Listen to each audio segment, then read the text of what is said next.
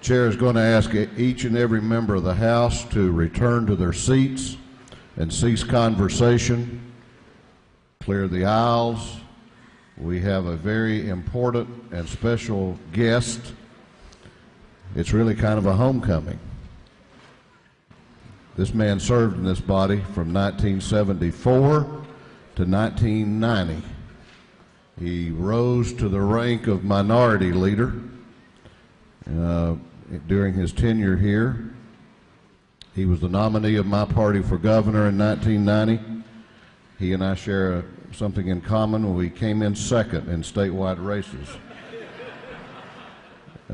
He came back in 2 years, and I was honored to be a freshman with him in the legislative body across the hall.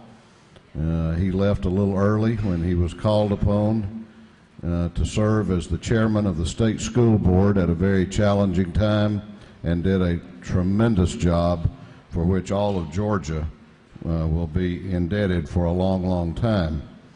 In 1999, he was elected to the United States House of Representatives, and in 2004 was elected to the United States Senate. This man is one of the most decent, honorable people that I know in public life, and I am proud he is my United States Senator. He is a statesman. He was trained well in this body.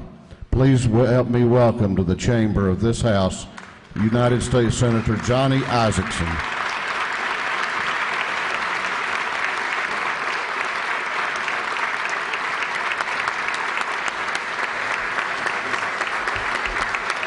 Thank you very much. Thank you. You're probably going to think David and I have a pact to always brag about each other.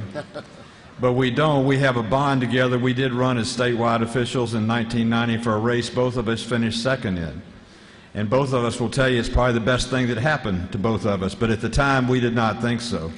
But we learned a lot about this great state and the greatness of it and the greatness of all our communities and all our counties and all our cities and all our people. And I'm just as proud as David is to be in elected office today representing each of you in the United States Senate. David is a great Speaker of the House. This is a great legislature that has the chance to do great things. And as I follow you along, I appreciate your attention to the things that people expect. Unlike the United States Congress, you do balance your budget. Unlike the United States Congress, you do work hard all the way through Friday afternoon many times when we're leaving at noon on Thursday. You know, my experience in this House was to learn to work hard, do the right thing, balance the budget, and always take care of the people's interest. If we had the same discipline in the U.S. Constitution that we have in the Georgia Constitution, we wouldn't be having the difficulties we're having right now. But there's an old saying, it's always darkest before the dawn. And sequestration is the darkest point of my political career because it's the worst thing in the world to abdicate your responsibility of appropriating to an automatic across-the-board cutting system, which ends up punishing people who are doing a good job and actually keeping in business people who aren't doing as good a job. I will predict to you that the sequestration you're reading about and will begin feeling some predictions on won't last very long. And it won't because the public pressure on the Congress as it comes home every weekend during the month of March will get everybody's attention to do the right thing.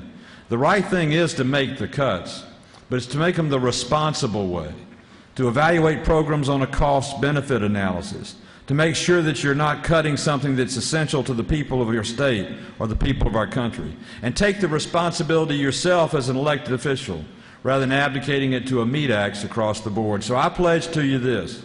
I'm on the 320 to fly back to Washington today, and I'll be going back every week this month.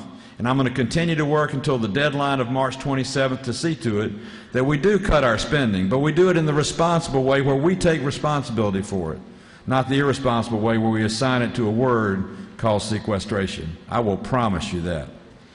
Now let me tell you one other thing. Thank you.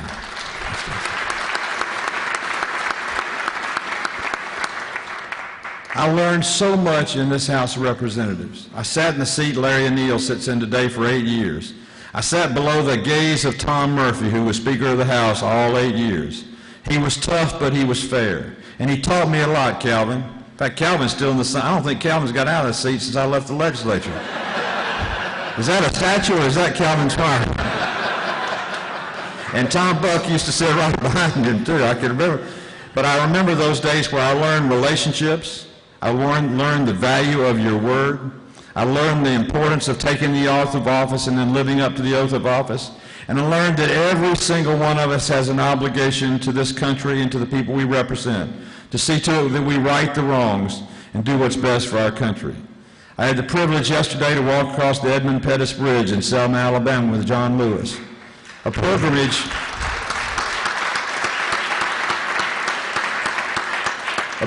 that celebrates the greatness of America, a Constitution that gives us the ability to make the changes we should to do what's right for our people. So David, let me conclude by saying I'm glad to be home. I'm glad for all the things that I learned. I'm glad for all the people that I have met and gotten to know in this legislature. And I want to say thank you to you, because I do know what you do. You work the hardest 40 days of the year in the legislature trying to do what's right for your people. You sacrifice personally and financially, but you do it because you love the state of Georgia. Well, I love it too, and as long as I have the health and the willingness, I want to continue to represent you in the United States Senate, and I hope every one of you will do it in this legislature, because together we can do great things if we remember from whence we came and from where we want to go. God bless each one of you. Thank you. David, thank you.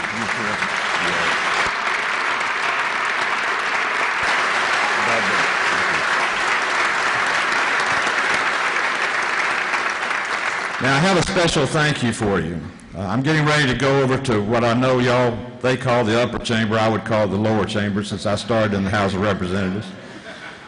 But there was a resolution, House Resolution 523, that y'all passed, I think, a couple weeks ago, commemorating the 25th anniversary of the community improvement districts.